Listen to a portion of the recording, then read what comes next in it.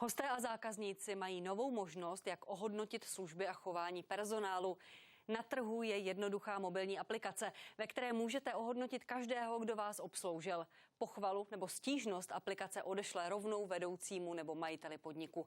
Kolega Vláďa Procházka si zahrál na otravného zákazníka a chování obsluhy sám vyzkoušel.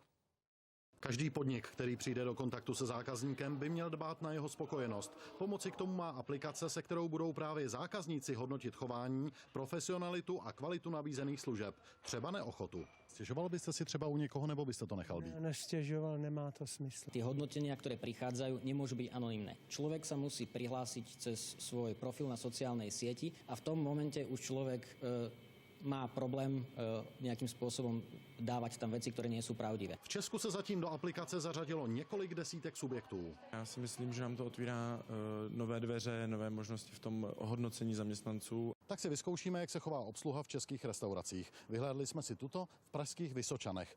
V kapse mám skrytou kameru, abych vše nahrával. Zahraju si na nespokojeného hosta se studenou a teplou polévkou. Ta polévka je studená, nedala by se nějakou řád? No, teď se přiznám, že zase až moc horká teda. Nemáte aspoň třeba kostku ledu nebo něco, kdybych to tím vychladil? Já jsem to teďko asi trošku přehnal, nedala by se přihrát, zase já jsem to trošku ochladil moc.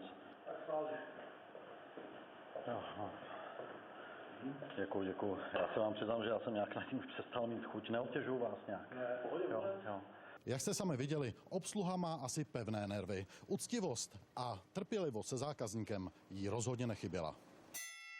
Tak jdeme do další restaurace. Opět stejný trik, skrytá kamera a nespokojený host se studenou a teplou polévkou. No, nic moc, no. On já s tím nic neudělal.